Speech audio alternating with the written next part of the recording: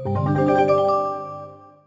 दोस्तों, Robert Greene की book 48 laws of power की समरी के इस एनिमेटेड वीडियो में आपका स्वागत है। ये इस वीडियो सीरीज का दूसरा पार्ट है और हमें उम्मीद है कि आपको हमारा पहला पार्ट बहुत पसंद आया होगा। तो चलिए शुरुआत करते हैं 13वें लॉ से।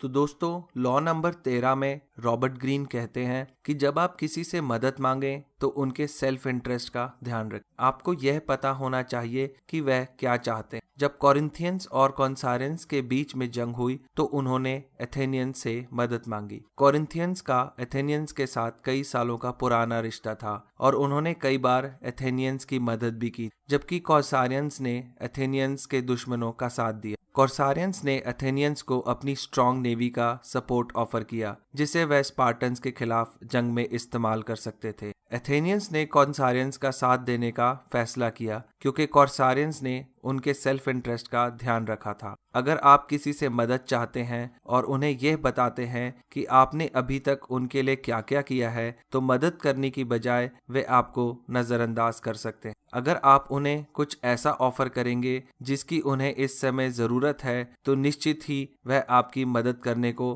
तैयार हो जाएंगे, क्योंकि लोग स्वार्थी होते हैं और मदद के बदले कुछ न कुछ चाहते हैं, खास तौर पर वो जिसकी उन्हें उस समय जरूरत हो। दोस्तों, लॉ नंबर 14, इसमें रॉबर्ट ग्रीन कहते हैं कि दोस्तों की तरह दिखें और जासूस की तरह काम करें। चार्ल्स मॉरिस डी टेलियार्ड पेरिगॉड, जो कि फ्रांस के एक बहुत महान राजनीतिज्ञ और कूटनीतिज्ञ थे, अपने विचार कभी किसी को नहीं बताते। वो हमेशा दूसरों को अपने विचार प्रकट करने का मौका देते थे, जिससे कि वे उनके इरादे और उनकी योजनाओं के बारे में जानकारी हासिल कर सके। वे अपने विचार और अपने गुस्से को छिपाने की कला में माहिर थे। दोस्तों, आज के इस सोशल मीडिया के युग में यह बहुत कम देखने को मिलता है कि कोई अपने विचारों को छुपाए। हर व्यक्ति अपने विचारों को प्रकट करने का मौका ढूंढता है। लोग अपने आप ऐसे विषयों पर बात करते हैं जिनके बारे में आप उनसे पूछते तक नहीं। वह खुद आपको बताते हैं कि आज उनका दिन कैसे गुजरा। वो लोग जिनसे आप रोज नहीं मिलते, वे अपने बारे में सोशल मीडिया पर बताते हैं कि उनकी जिंदगी में क्या चल रहा है, वो कहाँ घूमने गए और वहाँ उन्होंने क्या किया। इस तरह लोग अपने विचार और कार्य दूसरों के सामने प्रकट करते हैं। आप लोगों की आदत का इस्तेमाल करें और उनके कैरेक्टर के बारे में जानकारी हासिल। फ्रांस के राजनीतिज्ञ टैलीरैंड दूसरों की जानकारी हासिल करने के लिए एक तरकीब का इस्तेमाल करते थे। वे कुछ ऐसा बोलते थे जो दूसरों को सुनने में लगे कि वह कोई गुप्त बात कर रहे हैं, और सुनने वालों की प्रतिक्रिया नोट करते थे। ऐसा करने से लोगों को लगता है कि वे सचमुच कोई गुप्त बात बता रहे हैं, और ऐसा करने से लोग अपने बारे में बताने को उत्सुक हो जाते थे।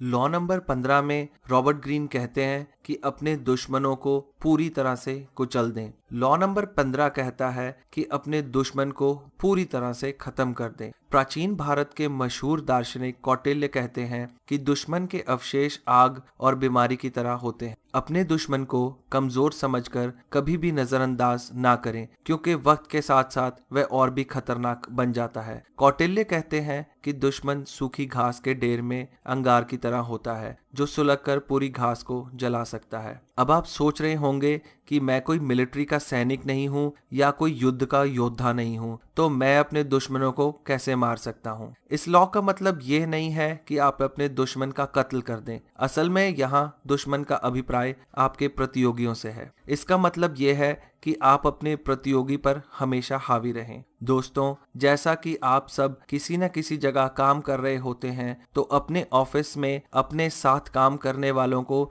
चतुरता से मात दे सकते हैं। हमेशा अपने प्रतियोगी से एक कदम आगे रहें और उनसे बेहतर काम करके दिखाएं। अपने प्रतियोगियों को कभी अपने से आगे निकलने का मौका ना दें। दोस्तों, सिर्फ प्रतियोगी ही नहीं, आपके लक्ष्य भी आपके दुश्मन हो सकते हैं, क्योंकि जब हम कोई बहुत बड़ा लक्ष्य बनाते हैं और उसे हासिल करने के लिए पूरी कोशिश नहीं करते, तो वही लक्ष्य हमारे रास्तों में मुश्किलें खड़ी कर देता है और हमें दुश्मन की तरह लगने लगते हैं। आपको अपने लक्ष्य को हासिल करने के लिए हर दिन लगातार कोशिश करनी होगी और उस दिशा में कदम उठाने होंगे, तभी आप अपने लक्ष्य रूपी दुश्मन को कुचल पाएंगे, क्योंकि जब बड़े लक्ष्य होते हैं तो उन्हें पाने के लिए कार्य भी बड़े स्तर पर करना पड़ता है। Law number 16। तो दोस्तों, कभी कभी यह आपने भी महसूस किया होगा कि अगर आप किसी पार्टी में थोड़ा देर से जाते हैं तो आपकी महत्वता बढ़ जाती है। रॉबर्ट ग्रीन 16वें लॉ में कहते हैं कि प्रतिष्ठा और आदर बढ़ाने के लिए अपनी अनुपस्थिति का प्रयोग करें। जितना आप लोगों को नजर आएंगे और सुने जाएंगे उतने ही साधारण लगेंगे। किसी भी प्रसंग की शुरुआत में आपको अपनी उपस्थिति को बढ़ाना होगा, क्योंकि अगर आप बहुत जल्दी गायब हो जाते हैं तो भुला दिए जाएंगे। जब आपके प्रेमी के मन में आपके प्रति प्रेम की भावनाएं जाग जाएं तो आपकी अनुपस्थिति उसे और बढ़ा देगी। लेखक रॉबर्ट ग्रीन ने इस लॉ को समझाने के लिए मैडम गुलियमा और उनके प्रेमी सर गुलियमा का उदाहरण दिया है। मैडम जितना आगे बढ़ती थी उतना ही वह सर के लिए उपलब्ध रहती थी और साधारण लगती। सर के पास कल्पना करने के लिए कुछ नहीं था। जब मैडम ने अपने प्रेमी से मिलने से मना कर दिया तब उसे उसकी कमी का एहसास हुआ। वह उसे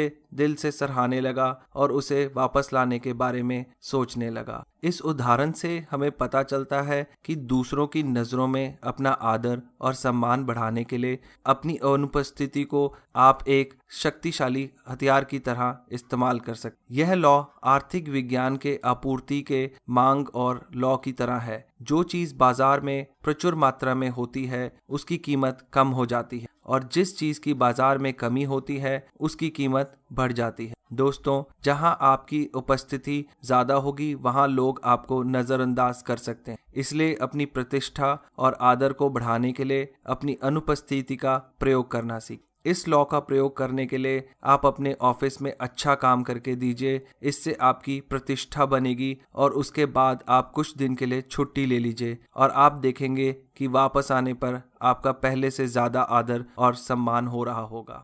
तो दोस्तों, चलिए बात करते हैं 17वें लॉ की। आपको अपने आप को अनप्रिडिक्टेबल यानी अप्रत्याशित बनाना हो। दोस्तों, अक्सर लोग आपके व्यवहार और आदतों को जानते हैं और उसका फायदा उठाते हैं। इससे चतुर लोग आपके हर काम से पहले ही अंदाजा लगा लेते हैं। जब उन्हें यह पता होता है कि आप क्या करने वाले हैं तो वो अपनी चाल चलते हैं। किताब में रॉबर्ट ग्रीन ने स्पेन के एक मशहूर आर्टिस्ट पाब्लो पिकासो का उदाहरण दिया। पिकासो जब बहुत मशहूर और बड़े आर्टिस्ट बन गए थे तब वह एक जूइश और अमेरिकन संगीतकार पॉल रोजनबर्ग के साथ काम कर। एक दिन अचानक उन्होंने पॉल रोजनबर्ग के साथ काम करने से इनकार कर, जिसका पॉल को जरा भी अंदाजा नहीं। पॉल ने पिकासो को ज्यादा पैसे देने का फैसला किया। दोस्तों, कहने का मतलब ये है कि जब लोग आपकी आदतों और आपके व्यवहार को अच्छी तरह जानते हैं तो वे जल्दी ही समझ जाते हैं कि आप क्या करने वाले हैं और आपके खिलाफ कोई षड्यंत्र बना सकते। जब आप अपने आप को अप्रत्याशित बना लेते हैं और ऐसा कोई कदम उठाते हैं जिसकी लोगों को उम्मीद नहीं होती तो वह आपके खिलाफ कुछ नहीं कर सकते, क्योंकि इस बात के लिए वे पहले से तैयार नहीं होते। पिकासो ने ठीक ऐसा ही किया और रोजनबर्ग उन्हें ज्यादा पैसे देने के लिए मजबूर हो गए। आपका अप्रत्याशित व्यवहार और भी कई तरीकों से काम करेगा जिससे आपको बहुत फायदा हो सकता है। शक्तिशाली बनने के लिए यह जरूरी है कि आप अपने आप को अप्रत्याशित बनाएं। दोस्तों, इन वीडियोस को आप तक लाने में हमें बहुत मेहनत और बहुत ज़्यादा समय लगता है। तो अगर आप नए हैं तो हमारे चैनल ब्रेन बुक को सब्सक्राइब करना ना भूलिएगा और अगर आपको हमारे वीडियोस पसंद आए तो उन पर लाइक, शेयर या कमेंट करना बिल्कुल भी मत भूलिएगा और बेल आइकन को दबाना तो बिल्कुल ही नहीं। आपका प्रोत्साहन हमें और ऐसे वीडियोस को आप तक लाने में मदद करेगा। दोस्तों, लॉ नंबर 18 में रॉबर्ट ग्रीन अलगाव की बात करते हैं और यह बताते हैं कि अलगाव यानी आइसोलेशन कितना खतरनाक हो सकता है। अपने बचाव के लिए किले ना बनाएं, अलगाव खतरनाक है। जब आप दुनिया से अलग होते हैं तो आपको धोखा देना उतना ही आसान होता है। जब कोई आपको अपने दोस्तों और परिवार से अलग करने की कोशिश करता है तो वह आपको अपने वश में करना चाहता है, चाहे वह ऐसा जानबूझकर करे या अनजाने में। ऐसा करना आपके लिए खतरनाक हो सकता है, इसलिए आप अपने दोस्तों और परिवार से लंबे समय तक अलग ना रहें। शायद आप ये ना जानते हो, लेकिन परिवार और दोस्तों को अपने से दूर करके आप अपना नुकसान कर सकते। दोस्तों, यह दुनिया खतरनाक है और दुश्मन हर जगह है, इसलिए हर किसी को अपना बचाव करना पड़ता है। दुनिया से दूर जाकर कहीं छिप जाना सुरक्षित लगता है, लेकिन अलग होने से खतरा और भी ज्यादा बढ़ जाता है, क्योंकि आपको जरूरी सूचना नहीं मिलती और पता नहीं चलता कि बाहर क्या हो रहा है। ऐसा करना आपको विशिष्ट बनाता है और आप आसानी से दुश्मन की नज़र में आ जाते हैं। बेहतर होगा कि आप अपने दोस्तों और परिवार के बीच में रहें। सबके साथ रहने से आप दुश्मन की नज़रों से बचे रहते हैं। अक्सर देखा जाता है कि बहुत से कलाकार और वैज्ञानिक अपनी रचनात्मकता को बढ़ाने के लिए अकेले रहते हैं। ऐसा करके वे शोर शराबे में पड़ने से बच जाते हैं और उनकी रचनात्मकता बढ़ जाती है। वह आराम से अपने प्रोजेक्ट पर काम कर पाते हैं, लेकिन वह लोगों से और अपनी संस्कृति से अलग हो जाते हैं और संभावित खतरों का ध्यान नहीं रखते। दोस्तों, अब आप सोच रहे होंगे कि मैं तो कोई राजा नहीं हूँ, ना मैं किसी किले में दुनिया से अलग होकर रहता हूँ, तो ये लॉ मेरे ऊपर कैसे लागू होता है। दरअसल यहाँ बात सिर्फ शारीरिक अलगाव की नहीं हो रही, बल्कि मानसिक और भावनात्मक अलगाव की हो रही है। अगर आप अपने दोस्तों और परिवार के बीच में रहते हैं, लेकिन उनकी बातों का या अपने ऑफिस में काम करने वाले लोगों की बातों का तिरस्कार करते हैं, तो यह समझ लीजिए कि आप उन सबको अपने से अलग कर रहे हैं। अगर आप प्राइवेसी चाहते हैं या किसी भी कारण थोड़ा अलगाव चाहते हैं, तो भी आप अपने दोस्तों और परिवार से जुड़े रहें और उनकी देखभाल और सराहना जरूर करें। दोस्तों, लॉ नंबर 19 को ध्यान में रखकर अगर आप अपना जीवन व्यतीत करते हैं तो आप बहुत बड़ी प्रॉब्लम से बचे रहेंगे। लॉ नंबर 19 में रॉबर्ट ग्रीन कहते हैं कि जानिए आप किस से डील कर रहे हैं, गलत व्यक्ति को नुकसान ना पहुंचाए। दोस्तों, दुनिया में बहुत से प्रकार के लोग होते, सबका व्यवहार अलग होता है और प्रत्येक व्यक्ति आपकी बातों पर अलग अलग तरीके से प्रतिक्रिया करता है। अगर आप किसी को धोखा देते हैं या नुकसान पहुंचाते हैं, तो वो आपको सारी उम्र आपसे बदला लेने की कोशिश करता रहेगा। कई लोग भेड़ के वेश में भेड़िया होते हैं, इसलिए हम अपने शिकार और प्रतियोगियों को ध्यानपूर्वक पहचानना चाहिए और कभी गलत व्यक्ति को नुकसान नहीं पहुंचाना चाहिए। आप अपनी स्वाभाविक प्रवृत्ति से कभी किसी को समझाने की कोशिश ना करें। आप किसी भी व्यक्ति का चेहरा या बाहरी दिखावट देखकर उस पर यकीन ना करें। अगर आप किसी व्यक्ति को किसी भी बात के लिए मना करना चाहते हैं, तो विनम्रता और आदर से करें। किसी का अपमान ना करें, क्योंकि आप नहीं जानते कि सामने वाला कितना शक्तिशाली है। अपमान करने से लोग नाराज हो सकते हैं और आपको नुकसान पहुंचा सकते। कुछ लोग सामने वाले व्यक्ति को कमजोर समझकर उसका अपमान कर देते हैं। ऐसा करना गलत है, क्योंकि बाद में वो शक्तिशाली बन सकता है और आपको नुकसान पहुंचा सकता है। इसलिए हमेशा इस बात का ध्यान रखें कि आप किस से डील कर रहे हैं, ताकि आप किसी गलत व्यक्ति को नुकसान ना पहुंचाएं। किसी से कमिटमेंट यानी पक्का वादा ना करें। जी हाँ, यही रॉबर्ट ग्रीन का 20वां लॉ है। दोस्तों, लॉ नंबर 20 यह कहता है कि आप किसी से कोई कमिटमेंट यानी पक्का वादा ना करें, क्योंकि जब आप किसी से कोई वादा करते हैं तो आप उसे पूरा करने के लिए प्रतिबद्ध हो जाते हैं। जिससे आप कमिटमेंट करते हैं, आपका नियंत्रण उसके हाथ में चला जाता है। आपको अपनी छवि मजबूत बनानी चाहिए ताकि लोग खुद आपसे संपर्क करने की कोशिश करें। अल्सिबिएडीज, जो कि एक ग्रीक राजनेता और योद्धा थे, एथेनियंस और स्पार्टन्स उसका खास ध्यान रखते, क्योंकि पर्शियंस उससे बहुत प्रभावित थे। पर्शियंस उसका आदर करते थे क्योंकि ग्रीस के लोग उससे प्रभावित थे। अल्सिबिएडीज ने किसी से कमिटमेंट नहीं की थी, बल्कि सभी को प्रभावित किया हुआ था, जिससे लोग उसका आदर और सम्मान करते थे। किसी से कमिटमेंट करने का मतलब है अपने आप को उनके हवाले कर देना। ऐसा करने से आपका कर्तव्य बढ़ जाता है और खुद पर नियंत्रण कम हो जाता है। इसलिए दोस्तों, शक्तिशाली बनने के लिए यह जरूरी है कि आप किसी से कभी भी कोई पक्का वादा ना करें और खुद की एक मजबूत छवि बनाने की कोशिश करें, ताकि आप खुद पर नियंत्रण रख सकें और लोग अपने काम के लिए खुद आपसे संपर्क करें। दोस्तों, लॉ नंबर 21 में रॉबर्ट ग्रीन का कहना है कि लोगों को उन्हीं की तरह बनकर फंसाएं, अपने प्रतियोगी से मूर्ख दिखें। दोस्तों, दूसरों के सामने कोई भी मूर्ख नहीं दिखना चाहता। रॉबर्ट ग्रीन हमें लॉ 21 में बताते हैं कि आप अपने प्रतियोगी को हमेशा होशियार समझने का मौका दें। सिर्फ होशियार ही नहीं, बल्कि आपसे अधिक होशियार। एक बार आपके प्रतियोगियों को यकीन हो जाए कि वो आपसे अधिक स्मार्ट हैं, तो उन्हें कभी नहीं लगेगा कि आपका कोई गुप्त उद्देश्य है। अपने प्रतिद्वंदी को मिसगाइड करना यानी अपने उद्देश्य से बहकाना एक बहुत अच्छी तरकीब है। अपने प्रतियोगियों के सामने बेवकूफ बनकर रहें और उन्हें यह दिखाएं जैसे आप कुछ नहीं जानते। ऐसा करने से लोग आपको अपने बारे में खुद बताएंगे, क्योंकि आज के युग में प्रत्येक व्यक्ति अपने बारे में दूसरों को बताना चाहता है। इससे लोग आप पर शक नहीं करेंगे और यह नहीं जान पाएंगे कि आप कितने शक्तिशाली हैं। आप अपने बारे में किसी को भी पहली मुलाकात में सब कुछ ना बताएं। ऐसा करना आपके लिए बेवकूफ़ी साबित हो सकता है। याद रखिए, लॉ 3 में बताया गया है कि अपने इरादों को छुपाएं और लॉ 4 कहता है कि ज़रूरत से कम बोलें। जब आप लोगों को यह महसूस कराएंगे कि वो आपसे ज़्यादा स्मार्ट और इंटेलिजेंट हैं, तो वो आप पर शक नहीं करेंगे और इस तरह उनके सुरक्षा कवच को तोड़ना आपके लिए आसान हो जाएगा। आप अपने बारे में ना बताकर उनके बारे में ज़्यादा जान पाएंगे और इस जानकारी को बाद में उनके खिलाफ इस्तेमाल कर सकेंगे। तो दोस्तों, बात करते हैं लॉ नंबर 22 के बारे में। लॉ नंबर 22 में रॉबर्ट ग्रीन कहते हैं कि आत्मसमर्पण की युक्ति का इस्तेमाल करें, अपनी कमजोरी को ताकत बनाएं। जब आप कमजोर हों तो आप अपने स्वाभिमान के लिए लड़े नहीं, बल्कि आत्मसमर्पण कर दें। आत्मसमर्पण करने से आपको अपनी ताकत जुटाने का वक्त मिलेगा और आप फिर से लड़ने के लिए तैयार हो जाएंगे। अगर आप कमजोरी की अवस्था में लड़ेंगे तो आपका दुश्मन आप पर जीत हासिल करेगा और संतुष्ट हो जाएगा।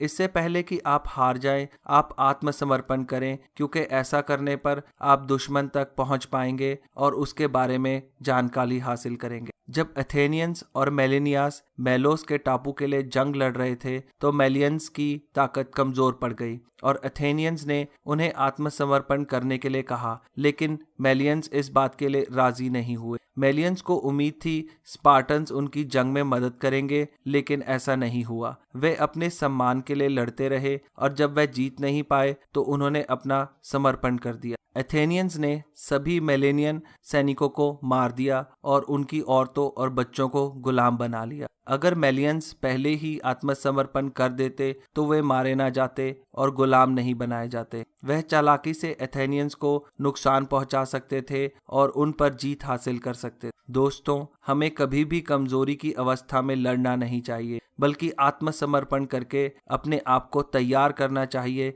फिर चाहे वह जंग का मैदान हो या रोजमर्रा की जिंदगी। आत्मसमर्पण करके हम अपनी कमजोरी को ताकत में बदल सकते हैं। अपनी शक्तियों को केंद्रित करें। जी हाँ, यही रॉबर्ट ग्रीन का 23वां लॉ है। दोस्तों, अगर आपका ध्यान एक लक्ष्य पर नहीं है तो यह लॉ खास तौर पर आपके लिए है। कुछ लोगों को अपना ध्यान एक काम पर लगाने में मुश्किल होती है। जब भी वह अपना ध्यान किसी एक काम में लगाने की कोशिश करते हैं तो सैकड़ों और चीजें उनका ध्यान अपनी तरफ आकर्षित करती। आधुनिक युग में संघर्ष का स्तर पहले से कहीं ज्यादा है और आप उसे अपने जीवन में स्थान देते हैं। यही गलती एथेनियंस ने की थी जब वो सिसिली के टापू पर कब्जा करने के चक्कर में अपना सारा साम्राज्य गंवा बैठे। रोमन्स ने भी ऐसा ही किया था जब उन्होंने अपने आसपास के राज्यों पर कब्जा करने की कोशिश की और बारबेरियन जनजाति के हमले करने पर अपना राज्य भी हार गए। अगर आपका राज्य बड़ा है तो उसे सुरक्षा भी बड़ी चाहिए। इसका समाधान यह है कि हमें अपने विचारों और कार्यों को केंद्रित करना चाहिए और अपना सारा ध्यान एक दिशा में लगाना चाहिए। कुछ लोग बार बार अपने कार्य के क्षेत्र को बदलते रहते हैं, जिससे उन्हें किसी भी क्षेत्र में सफलता नहीं मिलती। इससे बेहतर यह है कि किसी एक क्षेत्र में ध्यान लगाएं जो आपकी रुचि और काबिलियत के मुताबिक सबसे अच्छा हो और उसी क्षेत्र में लगातार मेहनत करें। ऐसा करने से आपकी सारी ताकत और ऊर्जा एक ही कार्य में केंद्रित होगी और आप सफलता की सीढ़ी पर सर चढ़ते जाएंगे। दोस्तों, शक्तिशाली बनने के लिए यह जरूरी है कि आप अपनी सारी ऊर्जा और ताकत एक ही कार्य क्षेत्र में लगाएं। तभी आप जीवन में अपने लक्ष्य को हासिल कर पाएंगे और कामयाब हो पाएंगे। दोस्तों, रॉबर्ट ग्रीन ने अपने 24वें लॉ में लिखा है कि एक कुशल दरबारी की भूमिका निभाएं। दोस्तों, एक कुशल दरबारी ही ऐसे युग में कामयाब होता है जहां सब कुछ शक्ति और राजनीतिज्ञ निपुणता पर निर्भर करता है। वह किसी भी कार्य को अप्रत्यक्ष रूप से करने की कला को जानता है। एक कुशल दरबारी अपने से ऊपर वालों की खुशामद करता है, उनकी हर बात पर विनम्रता से राजी होता है और अप्रत्यक्ष रूप से उन पर अपना हक भी जमाता है। तो चलिए मैं आपको लॉ 24 का एक उदाहरण देता हूँ। चार्ल्स मॉरिस, जो कि फ्रांस के एक बहुत महान राजनीतिज्ञ और कूटनीतिज्ञ थे। चार्ल्स ने कुछ समय तक नेपोलियन बोनापार्ट, जो कि फ्रांस के एक बहुत बड़े योद्धा और राजनेता थे, उनके दरबार में बतौर दरबारी और विदेश मंत्री का काम किया था। नेपोलियन ज्यादातर सभी बड़े फैसले खुद ही लेते थे और चार्ल्स को उन्होंने बहुत कम जिम्मेदारी दी हुई थी। चार्ल्स नेपोलियन के काम में कभी दखल अंदाजी नहीं करते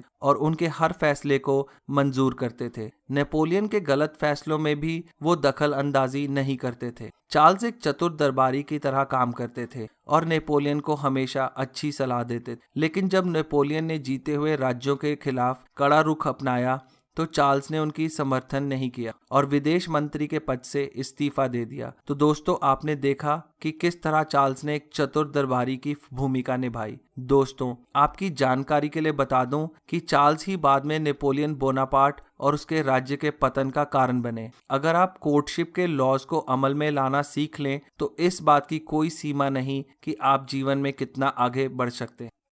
तो दोस्तों, अगर आपको रॉबर्ट ग्रीन के अभी तक के ये लॉज पसंद आए तो इस वीडियो को ज़रूर लाइक और शेयर कीजिए ताकि हमें प्रोत्साहन मिले, और हमारे चैनल को ज़रूर सब्सक्राइब कीजिए ताकि आप सभी 48 लॉज के बारे में जान सकें। तो मिलते हैं अगले वीडियो में। आपका समय शुभ हो।